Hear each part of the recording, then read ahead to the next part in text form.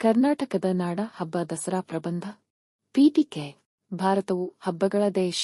ಇಲ್ಲಿ ಆಚರಿಸಲಾಗುವ ಪ್ರತಿಯೊಂದು ಹಬ್ಬಕ್ಕೂ ತನ್ನದೇ ಆದ ಇತಿಹಾಸ ಮತ್ತು ಮಹತ್ವವಿದೆ. ಇಂತಹ ಹಬ್ಬಗಳಲ್ಲಿ ದಸರಾ ಅಥವಾ ವಿಜಯದಶಮಿಯು ಒಂದು ಪ್ರಮುಖ ಹಬ್ಬ. ಇದನ್ನು ದೇಶದ ವಿವಿಧ ಭಾಗಗಳಲ್ಲಿ ಬೇರೆ ಬೇರೆ ರೀತಿಯಲ್ಲಿ ಆಚರಿಸಿದರೂ ಕರ್ನಾಟಕದಲ್ಲಿ ಇದನ್ನು ನಾಡಹಬ್ಬವಾಗಿ ಅತ್ಯಂತ ವೈಭವದಿಂದ ಆಚರಿಸಲಾಗುತ್ತದೆ. ಅದರಲ್ಲೂ ಸಾಂಸ್ಕೃತಿಕ ನಗರಿ ಮೈಸೂರಿನ ದಸರಾ ವಿಶ್ವವಿಖ್ಯಾತಿ ಪಡೆದಿದೆ. ಇದು ದುಷ್ಟಶಕ್ತಿಯ ಮೇಲೆ ಸದ್ಗುಣ ಮತ್ತು ಧರ್ಮದ ಗೆಲುವನ್ನು ಸಾರುವ ಹಬ್ಬವಾಗಿದೆ. ವಿಷಯ ವಿವರಣೆ. ದಸರಾ ಹಬ್ಬವು ಸಾಮಾನ್ಯವಾಗಿ ಸೆಪ್ಟೆಂಬರ್ ಅಥವಾ ಅಕ್ಟೋಬರ್ ತಿಂಗಳಲ್ಲಿ ನವರಾತ್ರಿ ಎಂದು ಕರೆಯಲ್ಪಡುವ 9 ರಾತ್ರಿಗಳಿಂದ ಪ್ರಾರಂಭವಾಗಿ ವಿಜಯದಶಮಿಯೆಂದು ಕೊನೆಗೊಳ್ಳುವ 10 ದಿನಗಳ ಉತ್ಸವವಾಗಿದೆ. 1. ಪೌರಾಣಿಕ ಹಿನ್ನೆಲೆ. ಈ ಹಬ್ಬದ ಆಚರಣೆಯ ಹಿಂದೆ ಪ್ರಮುಖವಾದ ಪೌರಾಣಿಕ ಕಥೆಯಿದೆ. ಮೈಸೂರು ನಗರಕ್ಕೆ ಮೂಲವಾದ ಮಹಿಷಾಸುರ ಎಂಬ ರಾಕ್ಷಸನು ತನ್ನ ಉಪಟಳದಿಂದ ಜನರಿಗೆ ಮತ್ತು ದೇವತೆಗಳಿಗೆ ತೊಂದರೆ ನೀಡುತ್ತಿದ್ದನು. ಆಗ ಸಕಲ ದೇವತೆಗಳ ಶಕ್ತಿಯ ಸ್ವರೂಪಳಾದ ಚಾಮುಂಡೇಶ್ವರಿ ದೇವಿಯು ಉಗ್ರ ರೂಪ ತಾಳಿ ಈ ರಾಕ್ಷಸನನ್ನು ವಧಿಸಿ ಲೋಕಕ್ಕೆ ಶಾಂತಿ ನೆಮ್ಮದಿ ತಂದಳು. ಆ ವಿಜಯದ ದಿನವೇ ವಿಜಯದಶಮಿಯಾಗಿ ಆಚರಿಸಲ್ಪಡುತ್ತದೆ. 2. ಐತಿಹಾಸಿಕ ಮತ್ತು ಸಾಂಪ್ರದಾಯಿಕ ಆಚರಣೆ. ರಾಜ ಪರಂಪರೆ. ಮೈಸೂರಿನಲ್ಲಿ ದಸರಾ ಆಚರಣೆಗೆ ಒಂದು ದೊಡ್ಡ ಇತಿಹಾಸವಿದೆ. ವಿಜಯನಗರ ಸಾಮ್ರಾಜ್ಯದ ಕಾಲದಿಂದಲೂ ಈ ಹಬ್ಬವನ್ನು ಆಚರಿಸುವ ಪರಂಪರೆ ಇತ್ತು. ಮೈಸೂರಿನ ಒಡೆಯರ್ ರಾಜವಂಶದ ರಾಜ ಒಡೆಯರ್ ಅವರು 1610ರಲ್ಲಿ ಶ್ರೀರಂಗಪಟ್ಟಣದಲ್ಲಿ ಈ ಹಬ್ಬವನ್ನು ಪ್ರಾರಂಭಿಸಿದರು. ನಂತರ ಇದು ಮೈಸೂರಿಗೆ ಸ್ಥಳಾಂತರಗೊಂಡಿತು. ದಸರಾ ದರ್ಬಾರ್.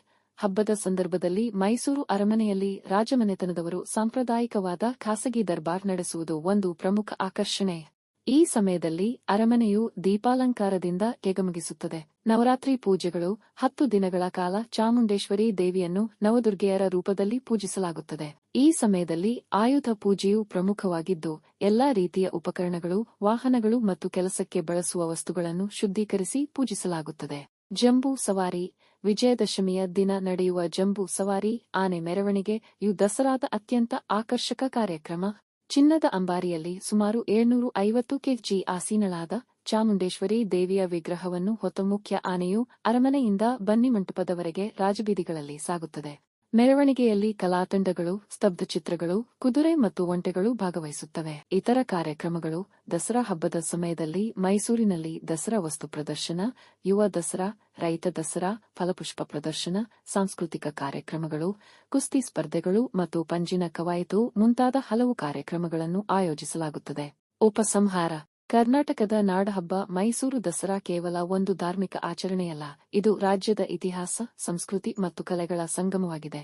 ಈ ಹಬ್ಬವು ಎಲ್ಲ ಜಾತಿ, ಧರ್ಮದ ಜನರನ್ನು ಒಂದುಗೂಡಿಸಿ ನಾಡಿನ ಜನರಲ್ಲಿ ಸಂತೋಷ ಮತ್ತು ಸೌಹಾರ್ದತೆಯನ್ನು ಹೆಚ್ಚಿಸುತ್ತದೆ. ನವರಾತ್ರಿಯ ಮೂಲಕ ಕೆಟ್ಟದರ ಮೇಲೆ ಒಳ್ಳೆಯತನದ ಜಯದ ಸಂದೇಶವನ್ನು ನೀಡುವ ಈ ಹಬ್ಬವು ಇಂದಿನ ಜಗತ್ತಿನಲ್ಲಿ ನೈತಿಕತೆ ಮತ್ತು ಧರ್ಮದ ಮಹತ್ವವನ್ನು ಸಾರುವ ಒಂದು ಮಹೋನ್ನತ ಉತ್ಸವವಾಗಿದೆ.